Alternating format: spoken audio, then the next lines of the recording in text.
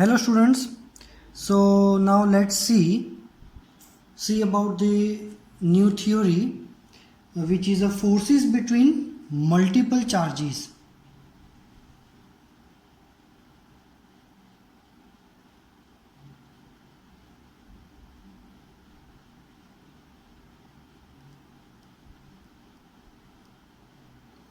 So क्या होता है ये थियरी में, देखो in Coulomb's law what we had seen, Coulomb's law is useful only when there are two charged particles Q1 and Q2. ठीक है, अगर सिर्फ दो ही चार्ज पार्टिकल है then if we need to find the force acting between these two charged particles which is F is equal to K Q1 Q2 by R square which is a Coulomb's law. So Coulomb's law is useful if there are only two charged particles. But what happened if there are more than two charged particles?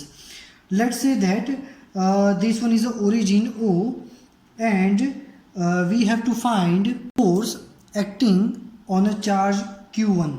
So let's say that this is the origin and x-axis, y-axis, I have a charge Q2, I have a charge Q3 and I have a charge Q1. यहाँ से ये जो distance है मैं लेता हूँ ये R2 distance है, यहाँ से जो ये डिस्टेंस है ये मैं लेता हूँ R3 डिस्टेंस है और ये जो डिस्टेंस है वो मैं लेता हूँ R1 डिस्टेंस है. ठीक है, चलो तो ये जो डिस्टेंस है distance between Q1 and Q2 it is R12 और मैं ये डायरेक्शन में लेता हूँ और इन दोनों के बीच का जो डिस्टेंस है वो है R13 और वो मैं ये डायरेक्शन में लेता हूँ. ठीक है, ओके.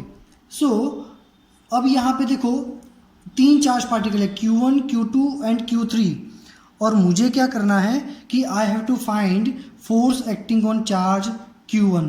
अब Q1 पे कौन कौन चार्ज लगाएगा? Q1 पे Q2 भी चार्ज लगाएगा और Q3 भी चार्ज लगाएगा. So in that case I have to add all the forces. So when there are multiple charges, we have to add all the forces which are acting on a particular charge particle. For example कि Q1 पे कितना force लगेगा? So K Q1 Q2 by R12 square into R12 caret, ये हो गया force F1. अब इसके ऊपर ये जो फोर्स लगेगा वो रिपल्शन लगेगा तो यहाँ पे लगेगा F1, ये वाला आपका फोर्स जिसको मैं बोल देता हूँ F12. वैसे ही ये Q3 और Q1 हमने सबको पॉजिटिव अज्यूम किया है. सो ये इसके ऊपर फोर्स लगाएगा, रिपल्शन लगाएगा तो यहाँ पे लगेगा तो ये हो गया आपका F13 force acting on charge particle 1 due to 3. तो F13 की वैल्यू क्या हो जाएगी? F13 हो जाएगा K Q1 Q3 by R13 square into R13 caret, क्योंकि दोनों सेम डायरेक्शन में लग रहे हैं. ठीक है, तो अब टोटल फोर्स कितना लग रहा है Q1 पे? So total force F is equal to addition of this two K Q1 अगर कॉमन ले लो तो क्या हो जाएगा? Q2 by R12 square into R12 caret plus Q3 by R13 square into R13 caret. इतना फोर्स लगेगा.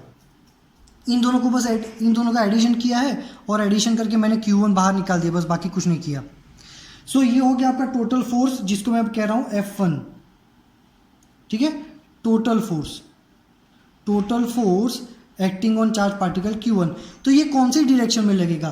तो रेजल्टेंट फोर्स जो ऑलवेज दोनों के बीच में यहीं पे कहीं पे लगेगा. तो ये जो डायग्राम है ये हो गया आपका टेक्स्ट बुक में जो ये डायग्राम दिया हुआ है पेज नंबर 15 पे, ये जो डायग्राम दिया है वो है और ये उसका थियोरी है. ठीक है, यहाँ पे पीछे तक आपको ये सब कुछ दिया हुआ है, यहाँ तक हमने सॉल्व किया. बट इसमें एक और पार्ट भी दिया है. एक और पार्ट में क्या दिया है कि सपोज कि we have so many charge particles, then how can we find the force? Ready? तो this is the system of charge particle. इसमें Q1 है, Q2 है, Q3 है, Q4 है, Q5 है, सारे के सारे चार्ज पार्टिकल्स है. टेक्स्ट बुक में थ्योरी दिया हुआ है. तो उसमें अब ये केस में हमें किसी पर्टिकुलर मान लो कि फर्स्ट नंबर के चार्ज पार्टिकल पे फोर्स लग रहा है वो फाइंड करना है, तो फर्स्ट नंबर के चार्ज पार्टिकल पे कौन फोर्स लगाएगा, उसमें 2 भी लगाएगा, 3 भी लगाएगा, 4 भी लगाएगा, अप टू n तक जितने भी चार्ज पार्टिकल है वो सभी के सभी फोर्स लगाएंगे। एक चीज़ याद रखना कि Q1 कभी भी Q1 की खुद पे फोर्स अप्लाई नहीं कर सकता।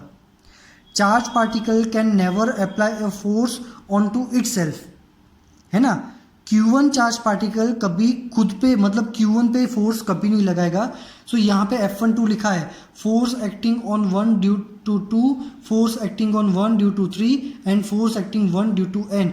पर यहाँ पे कहीं पे F11 नहीं आ रहा, force acting 1 due to 1, which is not possible. बस तो जैसे हमने ये 1 2 1 3 की वैल्यूज डाली है, ये वाली 1 2 और 1 3 की जो वैल्यूज डाली है, सेम ऐसी वैल्यूज हम सब के लिए डालेंगे 1 2 1 3 अप टू 1 n के लिए। तो इन सबको अगर आप सॉल्व करोगे तो आपको कुछ ऐसा ही दिखेगा, है ना। 1 2 1 3 अप टू 1 n के लिए फॉर्मूला, और जिसको समेशन के फॉर्म में ऐसे भी लिख सकते हैं। खत्म आपकी थ्योरी। रेडी, चलो। सो यहाँ पे हो गया सिस्टम ऑफ मल्टीपल चार्जेस, यहाँ तक आपका थ्योरी है। नेक्स्ट हम देखेंगे example 1.6। Okay, so example 1.6, example 1.6 में क्या है, आपको एक इक्विलेटरल ट्राइंगल दिया हुआ है। इक्विलेटरल ट्राइंगल जिसकी हर लेंथ की हर साइड की जो लेंथ है वो L है। Ready, and we have placed 3 charge particles Q1 Q2 and Q3, all of are having the same value Q, सभी की वैल्यू कितनी है Q, and we have put a centre the capital Q charge particle. So what we have to find, we have to find total force acting on charge capital Q। Charge capital Q पे कितना force लग रहा है वो हमें find करना है। तो चार्ज Q पे कौन कौन फोर्स लगाएगा, तो चार्ज Q पे 3 लोग फोर्स लगाएंगे, एक ये लगाएगा, एक ये लगाएगा और एक ये लगाएंगे। रेडी, चलो। तो पहले ये Q2 जो है, Q2 कितना फोर्स लगाएगा, मान लो सारे के सारे पॉजिटिव है। सो ये इस पे जो फोर्स लगाएगा वो ये डायरेक्शन में लगाएगा। अब यहाँ पे क्योंकि रिपल्सिव होगा ना, दोनों पॉजिटिव है, तो यहाँ पे अब मैं एक्सिस ड्रॉ कर देता हूँ, कार्टेशियन कोऑर्डिनेट। रेडी, अब इक्विलेटरल है तो सभी एंगल्स कितने होंगे, 60 60 60। रेडी, तो ये यहाँ पे एग्जैक्टली बीच में से लाइन आएगी तो ये 30 डिग्री बनेगा। अब यहाँ पे ये देखो, ये Z है, ये पूरा Z, तो ये भी 30 डिग्री बनेगा, तो ये भी 30 डिग्री होगा। Q2 ने जो फोर्स लगाया यहाँ पे वो ये है जिसको हम बोलेंगे F2, तो उसके दो पार्ट हुए, F2 cos 30 और ऊपर होगा F2 sin 30। सेम ये भी फोर्स लगाएगा यहाँ पे इधर, इसको हम बोलेंगे F3। जो भी यहाँ पे 30 का एंगल बनाएगा तो वो होगा ये वाला, जो यहाँ पे ये कंपोनेंट का फोर्स है वो हो जाएगा F3 cos 30 और ऊपर होगा F3 sin 30। ठीक है, ये फोर्स के दो कंपोनेंट हो गए, cos थीटा और sin थीटा। ये जो है वो यहाँ पे फोर्स लगाएगा रिपल्सिव, जो कि डाउनवर्ड लगेगा, वो बनेगा कितना, ये पहले नंबर का चार्ज पार्टिकल लगा रहा है, so I am saying this one is F1। So total force F is equal to कितने फोर्स होंगे, चलो तो पहले ये लिखते हैं कि F2 cos 30, ये हमारा पॉजिटिव एक्सिस है तो डायरेक्शन होगी I carat, plus F3 cos 30, ये नेगेटिव एक्स एक्सिस है तो यहाँ पे डायरेक्शन आएगी माइनस I कैरेट, प्लस ये दोनों ऊपर लग रहे हैं, ये है हमारा पॉजिटिव Y डायरेक्शन। सो ये हो गया हमारा F2, ये 2 है, F2 sin 30 J caret plus F3 sin 30 J caret plus F1। ठीक है, तो F1 कहाँ लग रहा है, डाउनवर्ड लग रहा है, तो ये हो जाएगा हमारा F1 minus J carat. Ready, चलो तो अब देखते हैं कि ये F1 F2 और F3 की वैल्यूज कितनी हो रही है। तो F1 क्या हो रहा है, F1 means force acting between this two charge particle, तो K Q और सेंटर में हमारा Q और इन दोनों के बीच का डिस्टेंस, तो ये हमारा ट्राइंगल है, इसको हम कह देते हैं ये हमारा A और ये सेंटर को हम बोल देते हैं O। तो इन दोनों के बीच का डिस्टेंस क्या हो गया, AO²। वैसे हमारा F2 वैल्यू क्या होगा, F2 मतलब force acting between this two, ये A है, ये B है और ये C है। तो B और O के बीच का जो डिस्टेंस हो जाएगा BO, तो F equal to KQQ by BO का स्क्वायर। और सेम हम यहाँ पे F3 को डिफाइन करेंगे, तो F3 कितना हो जाएगा, F3 equal to KQQ by C और O के बीच का डिस्टेंस, तो ये हो जाएगा CO का स्क्वायर। रेडी। अब हमें पता है कि AO, BO और CO ये डिस्टेंस और ये डिस्टेंस सेम होता है, और वो कितना होता है 1/√3L। ये डिस्टेंस कितना होता है 1/√3L, स्टैंडर्ड 10। ठीक है। अब देखो सारे के सारे डिस्टेंस की वैल्यू सेम है, ऊपर वाली क्वांटिटी भी सेम है, so I can say F1, F2 और F3 तीनों के तीनों सेम है।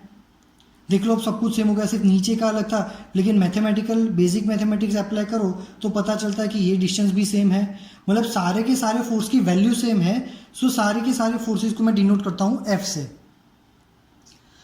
तो अब मैं यहाँ पे लिखता हूँ, तो टोटल फोर्स F डैश जो है वो कितना हो जाएगा, F cos 30 I minus F cos 30 I